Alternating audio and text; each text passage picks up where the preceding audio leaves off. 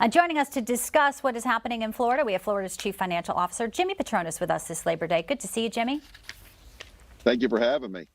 Always a pleasure. It looks like you're out somewhere at a scene that is being cleaned up now. Let's talk a little bit about Idalia. Obviously, Big Bend was hit, an area that hadn't been hit directly before in more than 100 years. So tell us how the efforts are going right now today.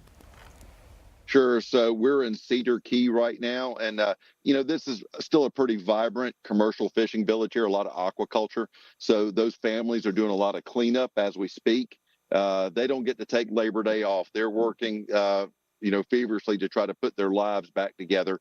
But the restoration efforts are moving rapidly. We had about 500,000 people that were out of electricity.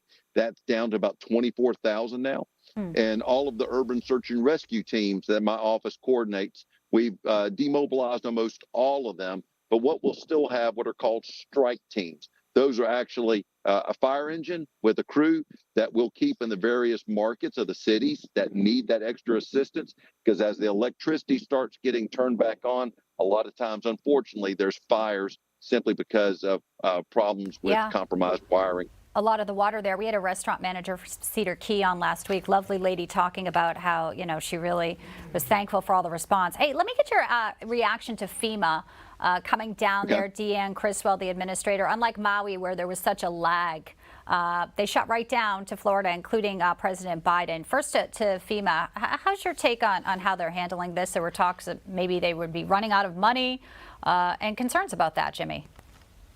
Well, the few times I've worked with Deanne, she's always been total professional, been focused. I worked with her hand in hand with Hurricane Ian, another devastated part of the state. So again, the relationship that my office has had with FEMA over the last several storms through both administrations, I appreciate. It seems like they put politics aside and get focused on the recovery efforts of those that are hurting. Yeah, and there are a lot of folks that are hurting. Incredible stuff that, they were telling us about Cedar Key, specifically where you are, too. Now, let's talk about President Biden. He was in Florida on Saturday, did not tour any area with Governor DeSantis, but he did make some comments. And he was asked about another disaster here, Jimmy. I want to play this and get your reaction after. Okay. I haven't had the occasion to go to East Palestine. There's a lot going on here, and I just haven't been able to break. I was thinking whether I'd go to East Palestine this week, but I then was reminded I've got to go literally around the world. Well, that was the toxic train derailment back in September. I mean, he did rush down to Florida, but a lot of time at the beach this summer as well. What's your reaction to Biden's disaster response? Clearly something that you do very well in Florida. Well, it's unfortunate that how they prioritize their place they take POTUS to is unfortunate. I don't know how much of it is his call, how much of it stays on his dashboard. But I know I've watched Governor DeSantis lead. He's been neck deep into the recovery here. I've seen Senator Scott neck deep in this. The members of Congress, our folks haven't caught a breath since this has happened. So again, the fact that the president come down in person, I thought was helpful. There's other parts of the country that have not seen him. I could understand their emotions and why they feel neglected.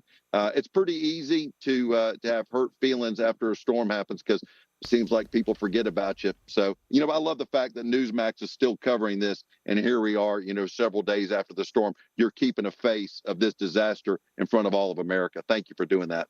Well, thank you for saying that, but it's just our job, frankly. When people are hard hit with disasters and Americans are hurting, clearly the story doesn't go away after 48 hours, even if the legacy media wants it to move on.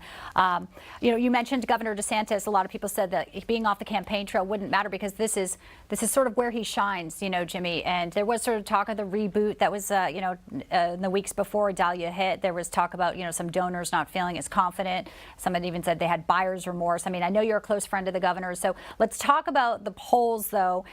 He's still behind Donald Trump, who's clearly breakout, front runner and has been, even indictment after indictment. But Governor DeSantis is standing at 13%, and he's gone down. Do you think that with his response to Idalia, that people across our nation who don't live in Florida get to see him in a different light? Will this help maybe with some of the independent GOP voters in the primary, do you think? Well, I think it's important that I've seen the governor firsthand as he has rolled up his sleeves to help people get back on their feet.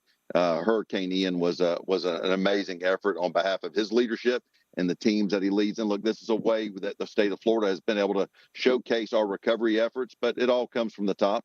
And we've got a good leader when it comes to disasters. It takes a lot out of somebody. You set aside your family, you set aside your children to help one another, help families get back on their feet.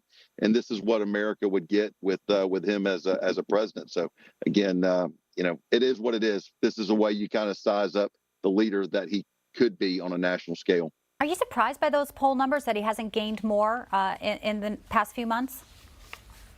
Well, look, I think, there's something that President Trump's got that Ron DeSantis doesn't have, and that's the fact that he was previously the president of the United States. That still carries a huge amount of name ID recognition that is just going to be an identifier when it comes to polling. So again, I know Ron DeSantis won the state of Florida by over 20 points. It helped us all in the last election cycle. So I know what his name ID in Florida is, but he's campaigned in Florida. He is a campaign nationally, and that's something Trump has done. So that is just going to be an advantage out of just a sheer statewide campaign versus a national campaign that Trump's going to be able to have, the leg up on. Well, we know he's going to be in Pennsylvania later this week on the campaign trail again, speaking to voters. So we'll see how that goes there. And obviously, you just mentioned, taking time apart from your family. And we know that you're doing that on Labor Day as well to work with the good folks at Cedar Key. Jimmy Patronis, thank you so much for taking some time to speak with us today. Sure. Take care. And if y'all can help, visit volunteerflorida.org. We will appreciate the support for those families hurt. God bless you.